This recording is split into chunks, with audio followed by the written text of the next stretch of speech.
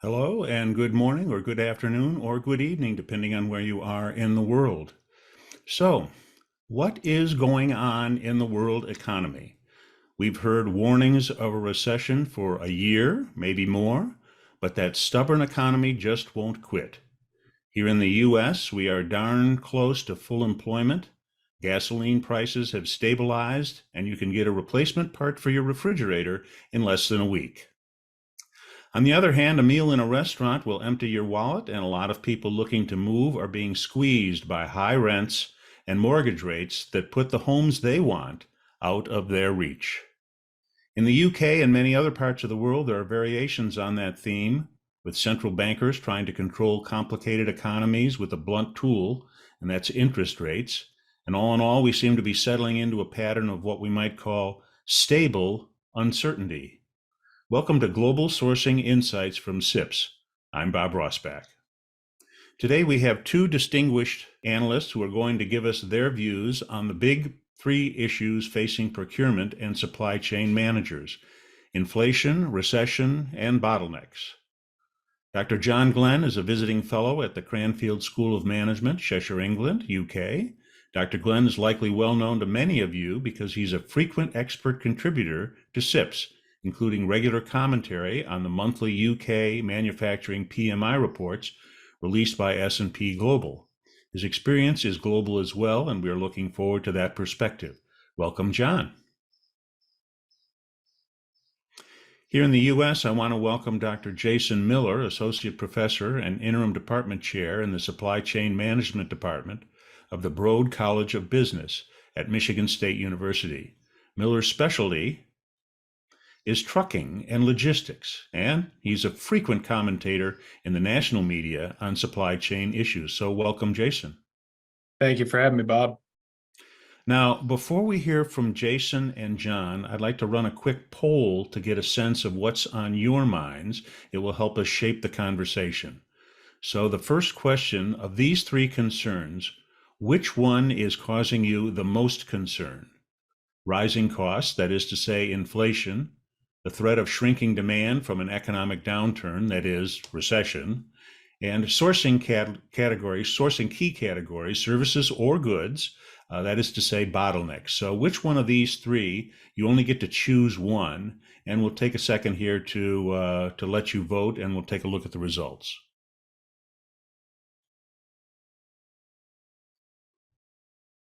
I am seeing here that rising cost inflation does look like it's beating out threat of recession and sourcing. Sourcing is still that's a pretty high 25% are still saying that they're still receiving in bottlenecks. So that's pretty interesting. But rising cost inflation still seems to be the number one choice here. So that's good to know. Actually, I'm going to can we open up the mics? John Glen and Jason Miller, we want to have a quick assessment of that. What do you think, John? Does that sound like what you are hearing around around your offices and what you're around your sources? Yeah, I would have thought that the threat of a downturn of recession might be a greater fear, but maybe that reflects, I don't know, if we've got more people from North America and the fact that the US economy is likely to grow.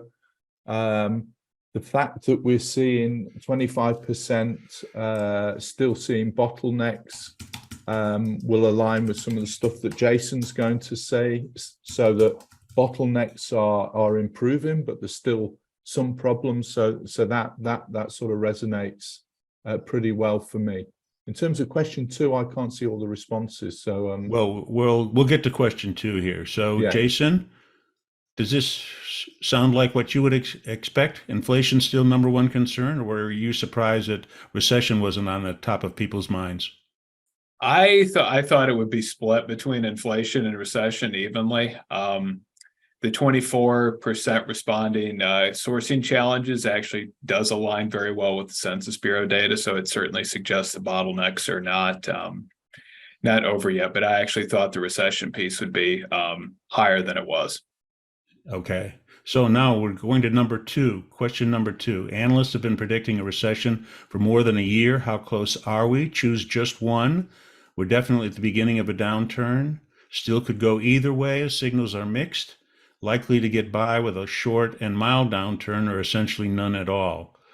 So I am looking at the results there. And we have 57% are still think we don't know. So that whole uncertainty thing is still, we're certainly certain about that. So Yeah, for John, me, does this kind yeah, of, does this align well with what you're going to tell us in a few minutes? yeah, I think so. Basically, we're at the point that if we avoid recession, we're going to avoid recession with insipid growth. So, less than trend rate of growth across all of the major economies in the world. I'm surprised that a third of people think that we're definitely at the beginning of a downturn. I would say we're definitely at the beginning of unspectacular growth. Jason, does this align with what you're thinking and what you're looking at? So I think the question of a downturn depends on whether we're talking downturn in your industry versus downturn for the overall economy. Yeah. Overall economic activity doesn't seem to have turned down yet, but especially in the industries that are likely represented here, we do have quite a few sectors that are down year over year, especially. And so that doesn't surprise me if we think more, a local definition of a downturn of your firm's demand. I can certainly see where that is coming from, but it could go either way is to me where I'm kind of at as well. Okay. All right. Well, then let's move on to the next phase of this, and that's Jason. If you could go ahead and take the stand here and give us an idea of what about those big three: inflation, recession, and bottlenecks. We've got your first slide up here. Yep. No, and how I would approach this is really when you look at the U.S. inflation story right now, it really comes down to how you want to cut inflation. And so think about this as, beef that's being slaughtered. Do you like this cut? Do you like that cut? Depending on your flavor of how you like inflation, you may be looking at things good or things bad. So on the left, I've got my preferred measure of inflation, which is the consumer price index excluding shelter costs. And the reason I like to take shelter out of that picture is because we know that shelter prices in the United States lag by about a year. On that measure, year over year, as of March of this year, we're at 3.4%, which is decent, but within 2 months, we will be at that 2%, broad inflation target the Federal Reserve has. Part of that's because we're going to be going up against very difficult or very generous comps for April, May, June of last year. But if you take the shelter piece out, inflation in the United States is effectively back to the 2% target that the Fed wants to focus on. However, if we remove food and energy and put back in shelter to get core inflation, which is what I have shown on the right, then the story is a little different. And what we see is that we're at about 5.6% year over year. And while we've peaked, core inflation is remaining very persistent. We're not seeing that series come down sharply. That matters because as the Fed thinks about lowering interest rates, they're going to be focusing much more on the core inflation piece. And so when I look at this, what I'm seeing is a scenario where consumer buying power in the US is looking better now than it did this time last year when we were facing 10+% year over year inflation. However, yes, sorry, Bob. Well, I was just going, so, we're really focused on the very, very right-hand side of these charts. We were looking at, if you look at going up back to 70s and 80s, the inflation rate was huge. We're like at half of that or less, so this is, when we think, we're just not used to real inflation. No, that's a good way of putting it. When we think about it, so much of the inflationary cycle that we went through in 2022 was really a function of food and energy, which is why we see the spike in that data is fairly comparable to the early 1970s, late 1970s, early 1980s.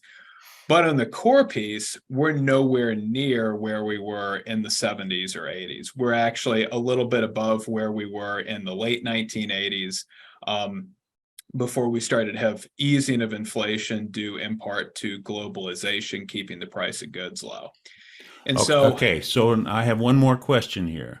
Now, if I'm a consumer and I'm not looking for shelter, actually the situation isn't all that bad.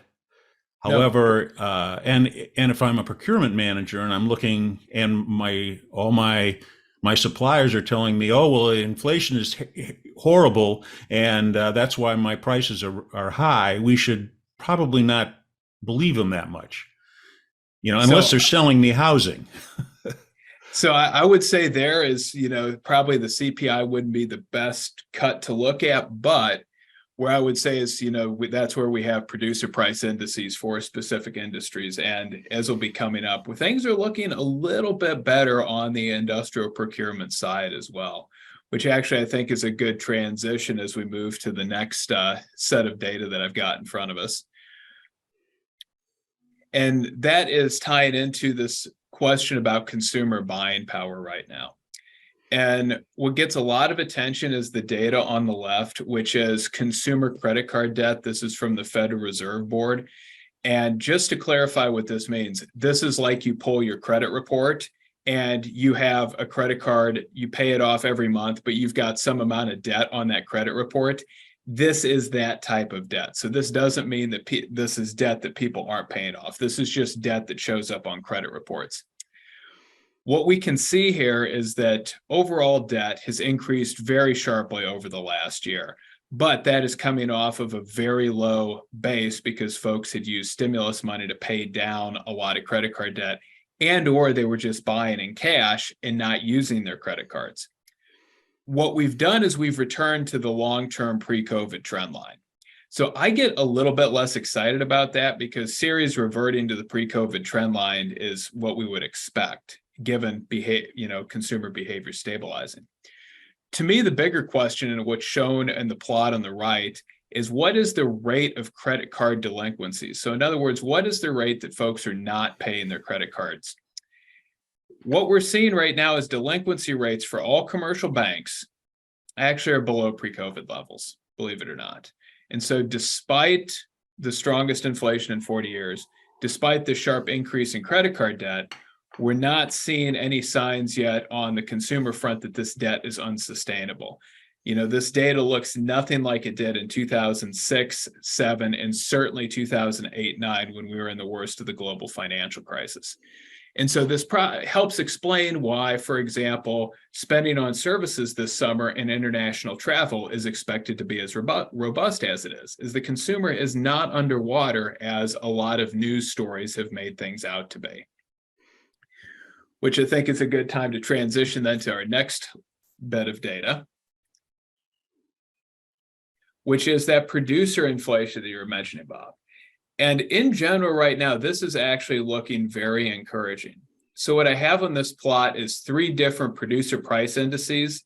This is where the Bureau of Labor Statistics goes and surveys companies about the prices they're receiving from goods and services. The black line is the producer price index for what we call final demand finished goods.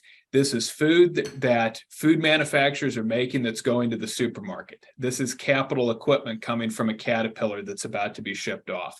This is machine tools and things like that about to go into a factory. We can see here that prices of final demand finished goods, that black line, they've risen 25% from before COVID. However, they're flat year over year. So we essentially have not seen those prices change for roughly 12 months. If we take a look at the red line, that measures the input prices for those final demand finished goods manufacturers, which the Bureau of Labor Statistics terms stage 4 firms. So this would be the input prices for an automaker. This is the price of cardboard packaging for a food manufacturer, et cetera. Those prices up again 25% from before COVID, but they're also flat year over year. And then lastly, the blue line shows the input prices for what the Bureau of Labor Statistics calls stage 3 goods producers. These are like tier 1 suppliers. So as an example, this would be the steel that is being used by a fabricated metal company making springs going into all-terrain vehicles as an example. those input prices for steel, plastic resins, and things like that, they're actually trending down right now. They're down about, on aggregate, about 12-13% from where they were at the peak of 2022. So we are actually starting to see some deflationary forces for inputs into those tier one suppliers. Now, that's not including labor cost. And so that's going to counterbalance things, which is very much why that red series, which you can think of as the outputs for those stage 3 producers, is effectively flat. So we have right now commodity prices coming down, wage rates going up, and those are essentially neutralizing each other to sort of create a neutral pricing environment from last year at this time, which is encouraging and certainly better than the situation we were in 12 months ago, where we were experiencing very rampant inflation on this front. But then that kind of sort of covers the inflationary piece. But as we start thinking, maybe the broader discussion about where the economy's at, that'll be showing up here in terms of overall activity on the next slide. This is where we get a little bit less encouraging. And this is why I was expecting actually a little bit more focus on in Q1 on, or the first poll question on, demand. On the left is housing activity, specifically single family housing. That is a tremendous driver of US economic activity, be it manufacturing, be it imports. What has happened in the last 12 months is we have seen a 30% decline in new single family housing starts. And with that has brought on a substantial decline in US manufacturing activity, US importing activity, as well as trucking activity. The good news is shown in this chart. While we fall in 30%, we seem to have stabilized around 2017 through 2019 levels, which were the highest levels we had been at since the global financial crisis. So it appears that the bleeding has stopped and essentially activity reverted to a mean where it was at before. But this is going to be one series. It's hard to see a bullish case until we start seeing interest rate cuts. No, that's the housing. Focusing on the US manufacturing sector, removing the two subcomponents that make things look too positive, which is pharmaceuticals and then computers and electronics due to measurement approaches. US manufacturing output has down about 1.5% from where it was last year at this time. And even with a robust rebound in 2021 and then the first quarter and I'd say first half of 2022, we still didn't get back to the average where we were at from 2017 through 2019, albeit with the caveat 2019 was a sharper manufacturing recession than where we are at today in comparison. And that shows up here by the fact, 2018 was a very good period. We saw about a 5% decrease though in 2019 in terms of manufacturing output. So we're basically back to 2019 right now, but it's not really, but we're not at that 100. So 100 is, that 2019 is your base year. Okay. Yes. Yeah. So we're a little below that and hovering below it. So some of the robust, manufacturing was kind of keeping us going for a while, but you're saying that was primarily pharma and computers and electronics were probably driving that sort of false positive narrative that we were getting from manufacturing. So what I would say, the reason I remove pharmaceuticals is from, let's say, a freight standpoint. Pharmaceuticals don't generate very much freight, but they receive a tremendous amount of weight and because of what's called the value added of that industry. So pharmaceuticals have an incredible impact on GDP, but not the freight market. The computer and electronic product data is removed because how the Federal Reserve Board calculates it is it's actually calculating amount of computing power produced in the United States, not the amount of computers. And so we're making supercomputers today. Of course, these things have tremendous computing power. But again, from a overall economic activity standpoint, as we think about it as supply chain professionals, it overstates things. So this is kind of taking the very conservative case.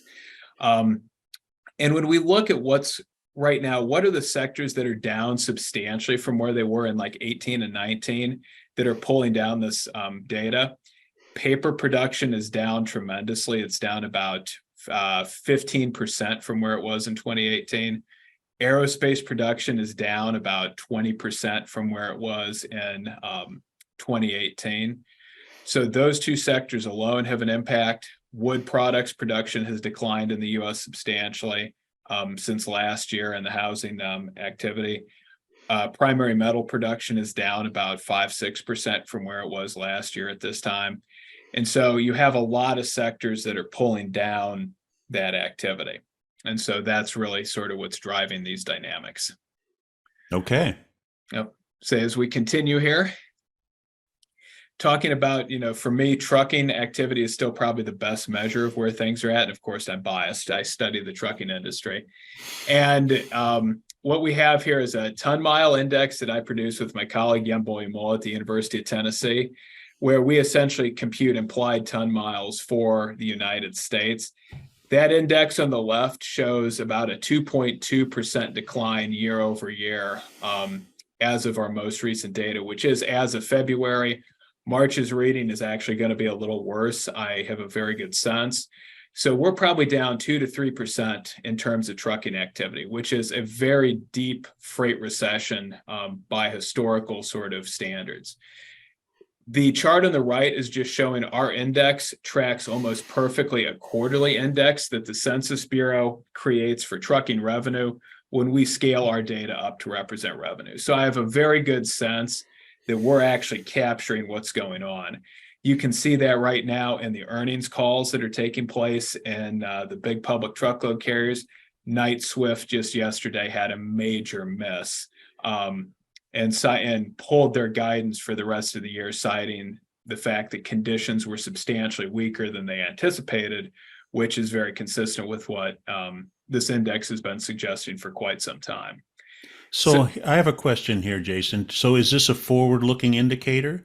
So, I mean, this is one of those things where you're saying that a little change in these indexes means a big change in revenue and just so how the freight industry is viewing things. So they're in miserable shape right now. They're really whining.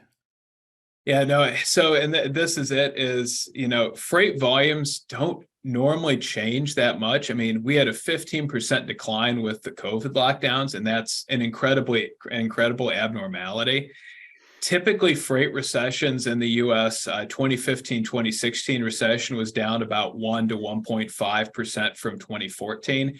That was very concentrated, though, in the industrial sector because we had hydraulic fracturing decline so much. We also had commodity prices bottom out. So you saw less construction equipment, less farm equipment, less primary metals, especially steel. So it was very industrial, heavy industry recession.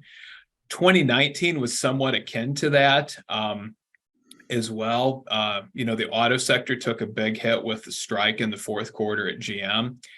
What's weird right now is we're in more of I'm going to call it a housing related recession in terms of freight activity. So less large appliances, less wood products, less paper products. But the auto sector is doing very well at the moment. So that's sort of one of the shining beacons right now of U.S. manufacturing.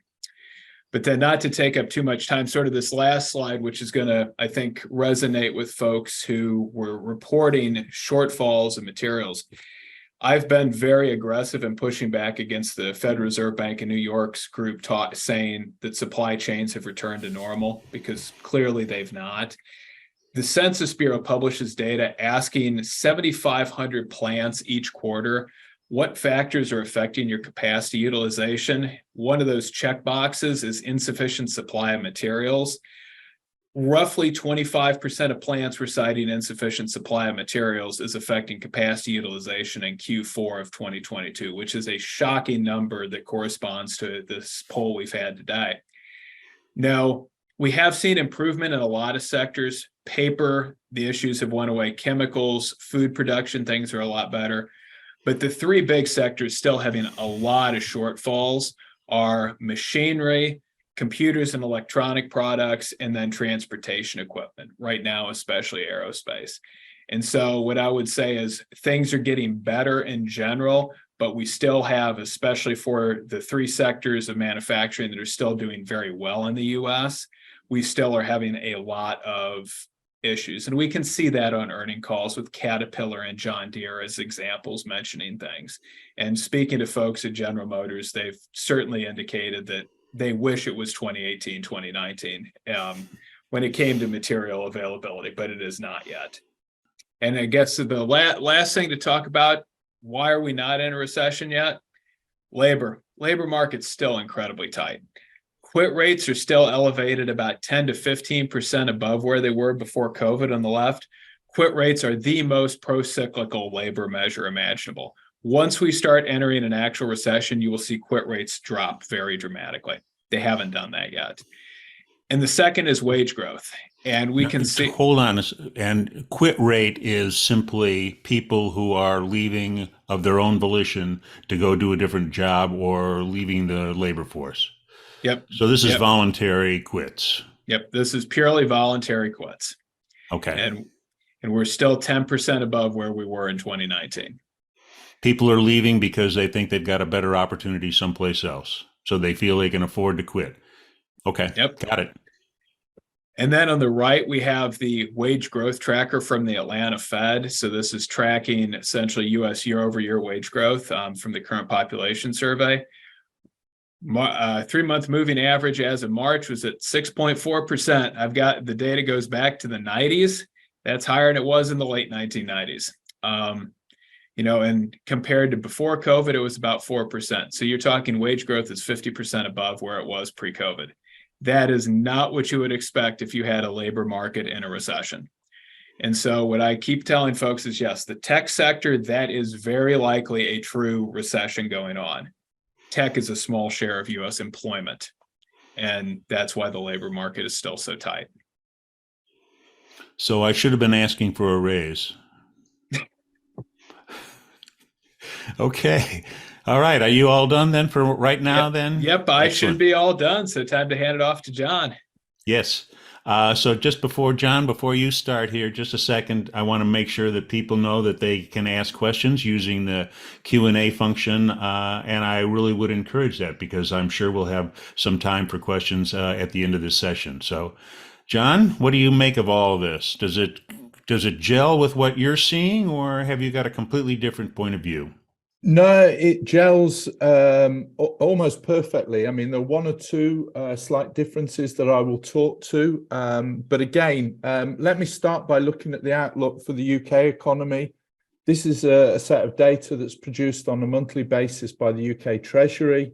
It's 40 independent forecasting houses who present their forecast for the UK economy going forward. And as you can see, the expectation of growth in the UK economy is that we won't have any. The economy will slightly shrink into the end of this year. We won't have a technical recession, which is 2 consecutive quarters of negative growth, but the economy is going nowhere. In terms of inflation, our inflation has not come below 10%. The March figures were slightly disappointing. We're above expectations at 10.1%. But there is an expectation that the CPI measure, which is 10.1 at the moment, will decline significantly into the end of the year, and will be at 3.9%, which again, as Jason said, is well on the way to that 2% figure that the Bank of England and indeed the European Central Bank is charged with delivering. Okay. As far as unemployment is concerned, our unemployment is at 4.4%. That's technically full employment in the United Kingdom. So again, along with Jason, our labour markets are incredibly tight. And what we're actually seeing here is, significant increases in wages, very, very similar to the rates that Jason put forward for the US economy. But of course, because we have inflation at 10%, we're seeing real wage declining over the cycle here. So our labour markets are very tight. We are seeing increases in nominal wages, but falls in real wages. We're seeing the quitting behaviour that Jason has talked about, all of which is combining to drive particularly the private sector to increase wages, which are not being demanded by trade unions, quite interestingly. These are wage increases that are being driven by the need to retain and attract what labour is available. Okay, if we go to the next slide. Yeah, so now I'm repeating myself. I think, Bob, you in the introduction said that we're using this very, blunt instrument of increases in interest rates. So if inflation is so transitory and it's caused by cost push factors, which are going to sort themselves out, energy, food, fuel, then why are we increasing interest rates to such high levels? And we've got Joe Stiglitz, the Nobel laureate in North America, saying that both the Fed, the ECB, and the Bank of England have overdone it on interest rates, and we've overcooked interest rate increases, and this is going to impact our real economy. And Andrew Bailey, who's actually the governor of the Bank of England, so is responsible, along with the Monetary Policy Committee, for increasing interest rates, has then said that 80% of the inflation that's occurring in the UK economy is beyond his control, which again beggars the question as to why interest rates have increased so much. But anyway, we move on. In the UK, we're obsessed by the fact that as far as the G7 is concerned, we are going to be the worst performing economy in 2023. But this is my point that I made in the introduction. Insofar as we are going to get growth, it's going to be pretty insipid around the world. The Russian growth is associated with going to war. Okay, and the US economy growing at between 1% and 2% is way below trend rate of growth. For information, trend rate of growth in the United Kingdom is 2.25%. As I often say in these presentations, it doesn't matter whether you've got Margaret Thatcher or Trotsky running the UK economy, its trend rate of growth is 2.25% over the long run. And we found it very, very difficult to break out of that. Going on then, we can see that gas price inflation is working its way out of the system. This is the data from my friends at the Oxford Institute for Energy Studies, which shows the benchmark gas prices as of the start of this year are back to where they were in 2022. And in fact, if anything, are heading south of that region. Okay, if we move on then to oil prices, again, we see that oil prices are declining from their peak. This is West Texas Intermediate. The same is true of the Brent measure of oil prices. There's some upside risk given what the Saudis have been doing recently, but again, unlikely to cause prices to rise to where they were. And so we'll see that working itself out of the data. And then finally, we have the data, if we move on to the food data, which shows that food price indices as of January of this year had declined back to where they were, if not below January 2022. We see the peaks into the early summer, May, June of last year, and then a return of food prices to some sort of semblance of normality. Okay, obviously a bit of pressure on cereal prices. If we can go back, to the previous slide, a bit of pressure on cereal prices given the importance of the Ukraine there. And again, we're seeing government ministers in the UK starting to quote these figures, although they've come to them about 2 or 3 months too late. Okay, so the story that we're getting there is that the key drivers on the cost side of inflation are starting to work their way out of the system. And that's why you're going to see this dramatic decline in inflation throughout the year, okay, as the impact of that is felt in supply chains. The key issue here is that there may be some sluggish movement initially, which would explain the UK not coming below 10% in March, because obviously some procurement will have been done on forward markets at relatively high prices, and therefore we have to allow those contracts to lapse before we can start to see the true impact of lower prices working through into the supply chain. Okay, if we go on to the next issue then, so then I have an issue with this effect. So we're seeing food prices declining, and yet we see an increase in food and non-alcoholic beverages in the CPI, in the retail price measures of inflation. And the reason for this, if we move on to the next slide, is this concept. And I don't know whether, Jason, this is coming through in the US, but it's starting to get some traction in Europe and the United Kingdom. And this notion that it's what's called greedflation is driving core inflation. Okay, so what the European Central Bank and indeed Christine Lagarde at the IMF have commented on recently is the fact that typically when we see inflation, the first thing that economists look for is a wage price spiral. So they look at the labor market and the extent to which the labor market, and particularly unionized labor, are seeking to increase their wage rates so as to compensate them for inflation that has occurred, and if possible to compensate them ahead of time for the expectations of inflation in the coming year.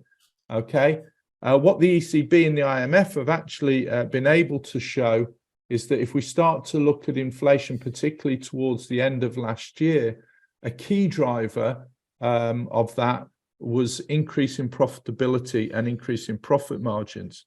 So essentially, the suggestion is that in an environment where prices are rising, ostensibly because of cost push reasons, that retailers are using this as an opportunity to increase their profit margins. And again, if you look at the average profit margin data in Europe and the United Kingdom, there is a statistically significant increase in those profit margins.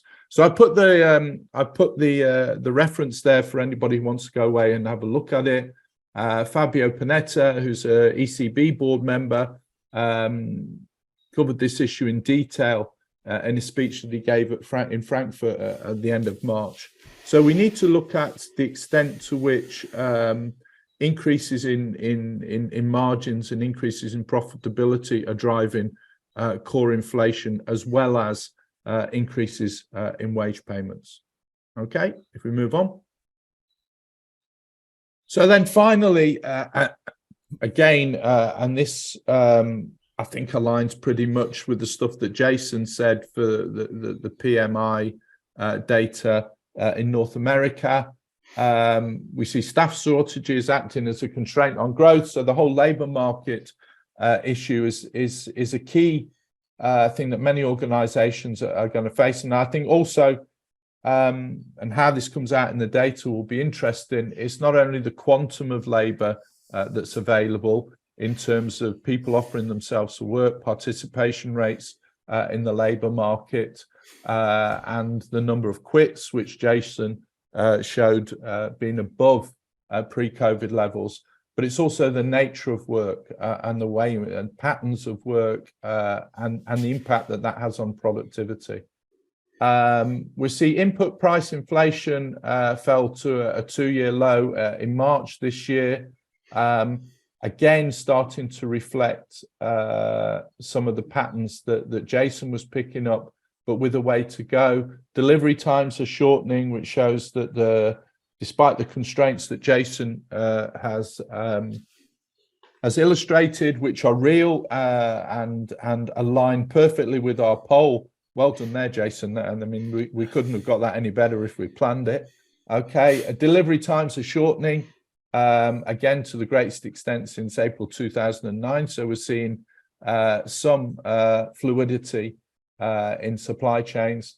Confidence, I would say, consumer confidence and business confidence, I would say, is pretty fragile. Okay, it's kind of highly correlated with where GDP is going, and as we've seen from our poll, we're not very sure where GDP is going. And again, in the United Kingdom, we're definitely seeing a two-speed economy with services expanding and manufacturing really struggling. Indeed, in almost a mirror image of, a perfect image, perfectly correlated image to what Jason talked about. And we've got construction caught in the middle. Okay, so I think the patterns that Jason is seeing in residential construction are starting to emerge. We had residential construction booming into the end of last year and now starting to contract quite significantly. We're seeing some worrying data around particularly our SME construction companies with increased companies going bust. Yeah, there's a pattern that's starting to emerge there as far as construction is concerned. And of course, I'm assuming the same is true in North America. Construction is always generally as a sector held up to a certain extent by big civil projects, which are hard to sort of stop or decline very, very quickly. Okay, so that's where we are as far as the PMI data is concerned.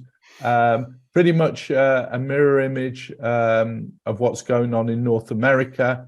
If I were to say the key differences, well, as the figures showed earlier, the North American economy is probably grown a little faster than we are in Europe and definitely in the United Kingdom. I think that's good as far as confidence is concerned, and you saw that in Jason's consumer data. I would say that the consumer is not as confident in Europe as they are in North America. But then I think we're probably 6 to 9 months behind the cycle of North America and Europe. Okay. So I'm going to leave it at that, Bob, and Yeah. we can take some questions. A lot there. Absolutely. Yes. Let's circle back to a question that John had that Jason answered in the Q&A, but just to clarify here, the question was about quitting behavior and whether this is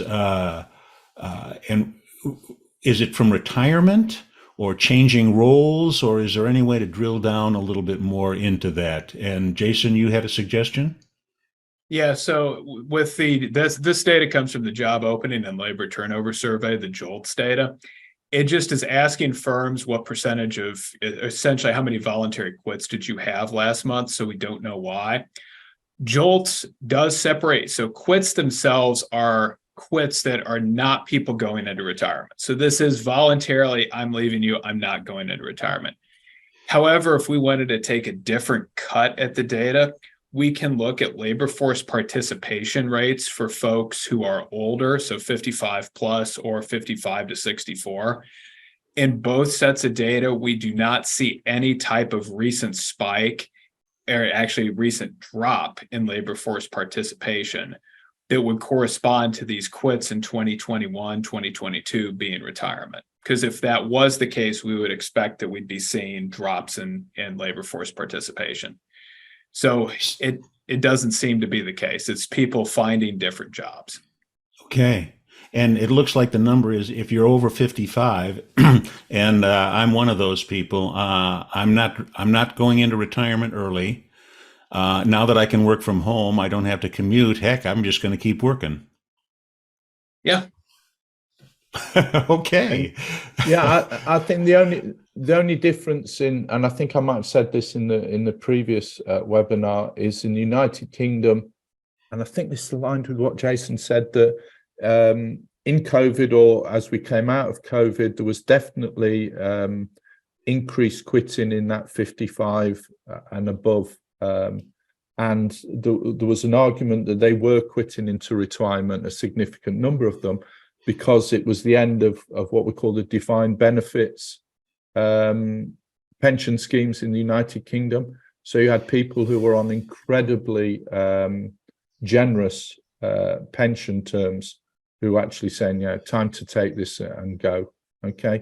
Now, whether they then come back into the labour force is an interesting thing, Jason, and there is some evidence that that's happening as well. Excellent.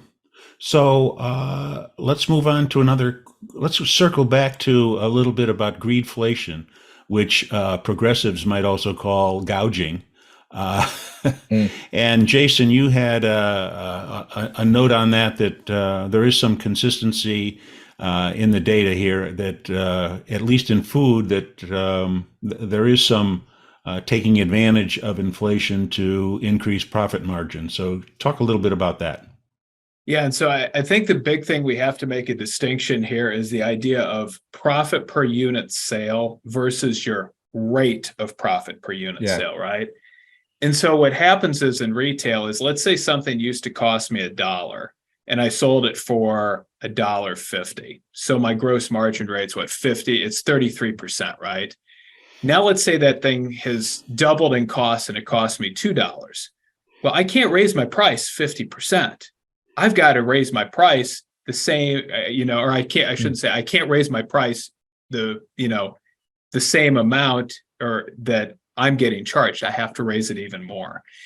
And so what we're running into right now is the fact that as milk becomes more expensive, not only do I pass on that higher cost to you in the form of higher price, I have to also add a little bit more to make sure that my margin rate is the same. And so that's what we're picking up, that as we've had grocery stores experience higher costs for food, they're not only passing the cost on to the consumer, they're adding the additional that they need to keep their markups to where they were. If there was one sector in the US where we were seeing as close to gouging behavior as you could get, it was used cars in 2021. And you can see that in terms of how dealer profit margins have average profit per sales have plunged over the last year. And so that's where I would say, if there was one sector where we were having that, it was there. But here's the challenge from we want to regulate this standpoint. This isn't due to industry market power. Automobile selling is one of the least industry concentrated sectors of the economy. It was too many dollars chasing too few goods. And so that's the challenge, is it a crime if there's a lot of demand and not much supply to charge a higher price? That's just basic economics. Yeah. It seems like the oil companies went through a period of that when the prices spiked.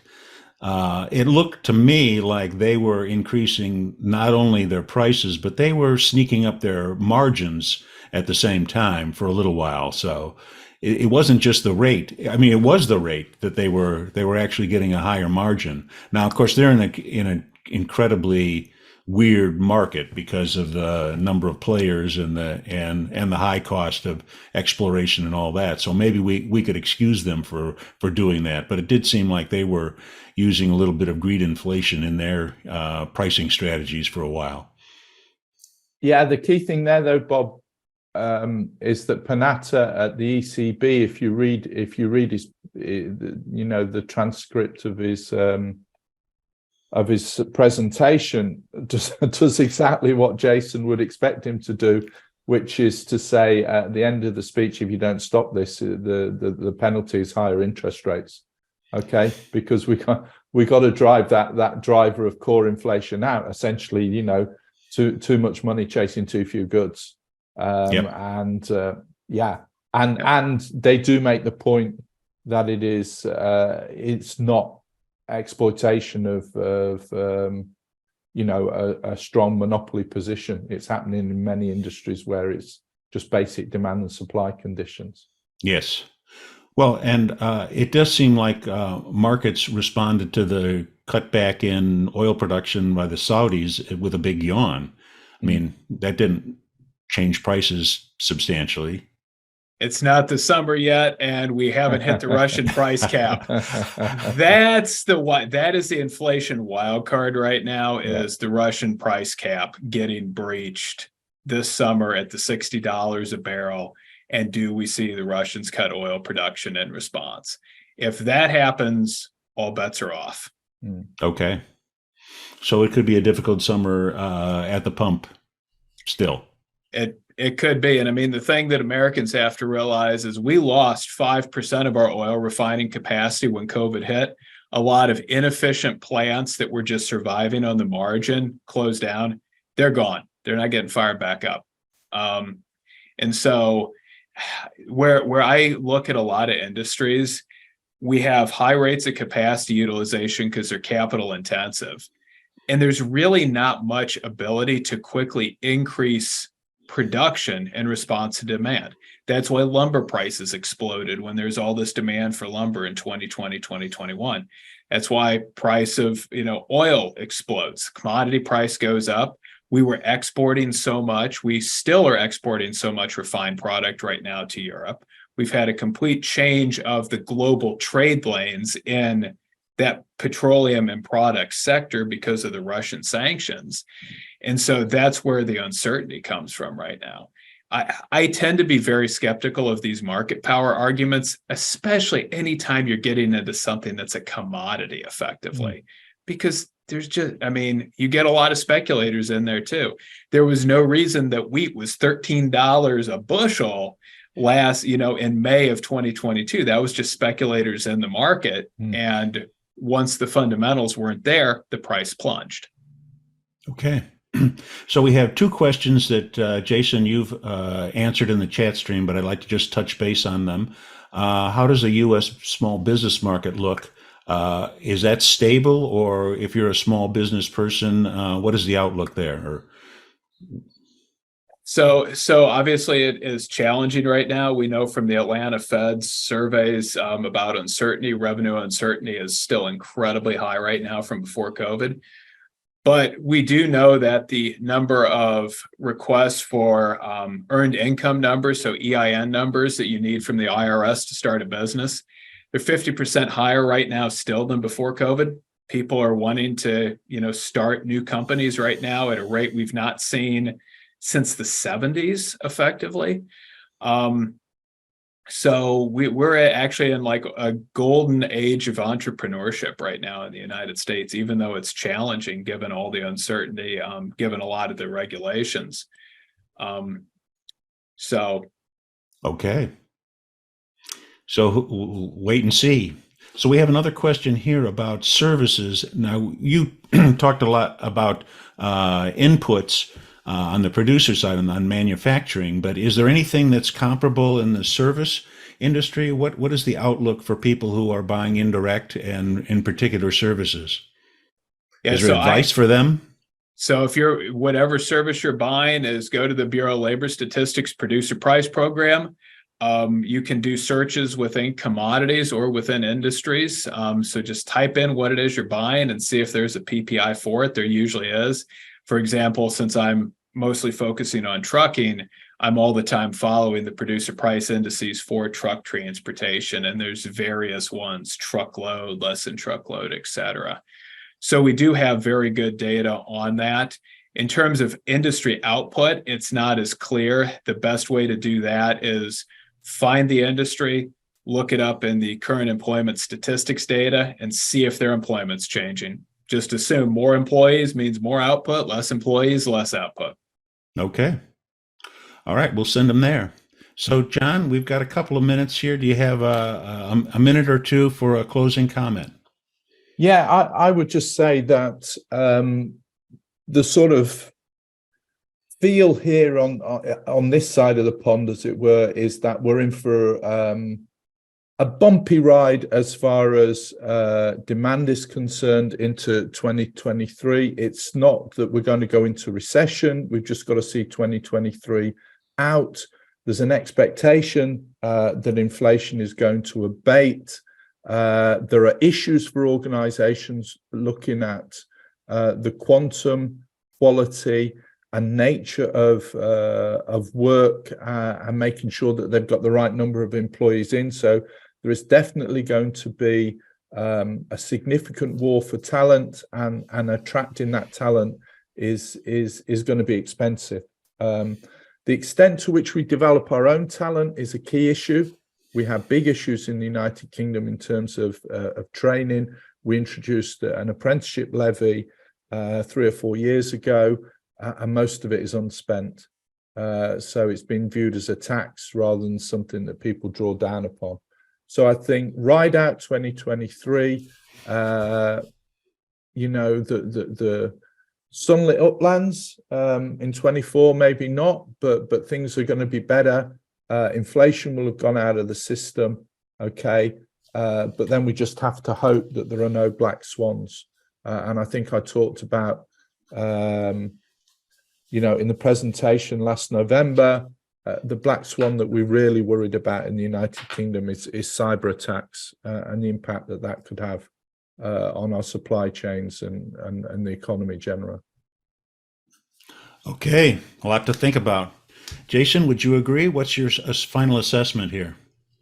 2023 is going to be, I think, a rough year economically, just the uncertainty. We're not going to see much increase in freight volumes. Retailers are cautious. We're not sure where consumer spending is going and where consumer behavior is going.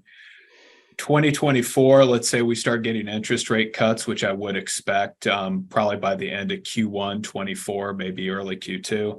That'll be a nice boost. Reshoring is going to be a positive, but I think the benefits are being overstated, especially employment-wise, for a simple reason.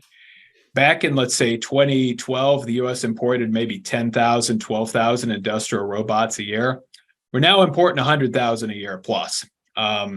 So we are definitely capital deepening, and we're not going to see that labor rebound, even if manufacturing increases. There's some major bullish reasons for the U.S. economy. The ag space is doing great. Renewable diesel is going to be an incredible boost to farmers. It'll be a boost to the railroads. You know, I think for me, the biggest concern is the return to basically Cold War era economic blocks. And while I don't think we're going to go that far, that is a concern. And obviously, I'd say other than a massive cyber attack, my big black swan is Ukraine goes nuclear, at which point all bets are off. Right. Yeah. Yeah. Well, sobering thought to end with, but that's where we are. That is the world that we're living in. And thank you both very much for this, John and Jason. And I hope we can get together again in another 6 months and take a look back at 2023 and look forward to 2024, hoping there is some of that. I'm sure there'll be plenty to talk about then. So in the meantime, thank you very much again, and thanks everybody for participating. I'm Bob Rosbeck. This has been Global Sourcing Insights from CIPS. Have a great day. Thank you. Yep. Take care, everybody. Take care, guys.